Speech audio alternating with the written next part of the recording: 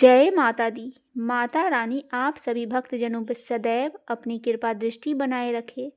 दोस्तों, हमने कई बार कर्म बड़ा है या भाग्य इसके बारे में तो जरूर सुना होगा, परंतु इसके साथ ही एक और प्रश्न उठता है जो हमारे दिमाग में अक्सर घूमता रहता है। वह प्रश्न है, कर्म बड़ा है या धर्म। आपने कुछ लोगों को अक्सर यह कहते हुए सुना होगा कि कर्म ही पूजा है, हम तो कर्म करने में विश्वास रखते हैं। तो क्या आपको भी लगता है कि सिर्फ कर्म ही सब कुछ है, धर्म का आपके जीवन में कोई स्थान नहीं है? तो चलिए एक कहानी के माध्यम से जानते हैं कि कर्म बड़ा है या धर्म। एक समय की बात है, धर्म और कर्म आपस में लड़ने लगे कि हम दोनों में बड़ा कौन है। तब वह लड़ते हुए न्याय मांगने के लिए राजा विक्रमादित्य के पास पहुँचे।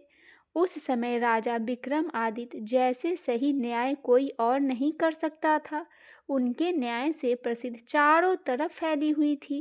राजा विक्रमादित्य ने जब कर्म और धर्म को अपनी राज्यसभा में देखा तो उनका अभिवादन कर आने का कारण पूछा।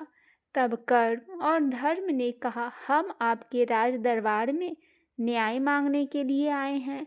हम जानना चाहते हैं कि हम दोनों में बड़ा और श्रेष्ठ कौन है।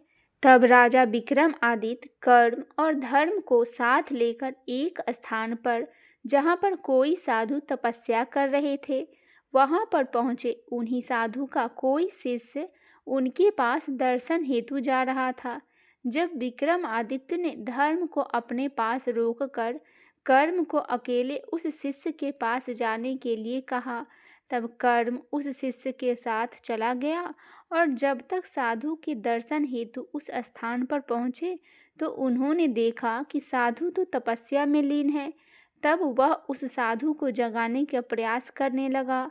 अनेक कोशिशों के बाद भी साधु जब तपस्या से नहीं उठे तो शिष्य ने अपने पास ही रखी लकड़ी को उठाकर उस साधु पर प्रहार कर दिया। इस पर साधु ने क्रोधित होकर उस शिष्य को श्राप दे दिया।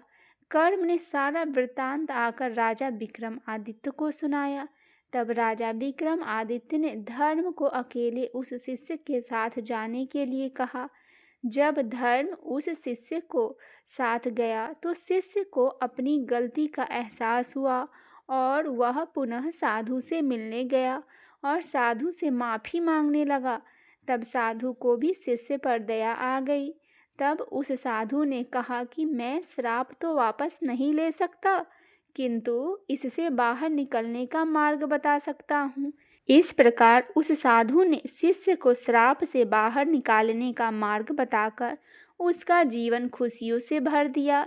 जब धर्म पुनः विक्रमादित्य के पास आया तब राजा विक्रमादित्य धर्म और कर्म दोनों मिलकर राजा के दरबार में गए, जहाँ पर विक्रमादित्य अपना फैसला सुनाए। राजा विक्रमादित्य ने कहा, कर्म यदि अकेला होता है तो उसे यह ज्ञात नहीं होता है कि क्या सही है और क्या गलत है। धर्म के साथ होने पर ही यह फैसला किया जा सकता है कि हम जो कर्म कर रहे हैं वह हमारे लिए, समाज के लिए और देश के लिए सही है या नहीं है। इसीलिए धर्म के अभाव में कर्म पूर्णतः प्रभावी नहीं होता। इसीलिए धर्म और कर्म में धर्म बड़ा है। इस प्रकार कर्म ने धर्म से माफ़ी मांगी और फिर दोनों साथ चले गए। तो दोस्तों, धर्म बड़ा है या कर्म, इस पर आपकी क्या राय है? आप अपनी राय हमें कमेंट बॉक्स में ज़रूर बताएं और हमारी यह कहानी और हमारा यह कथा आपको कैसा लगा, यह भी आप ज़रूर शेयर करें। जय माता दी।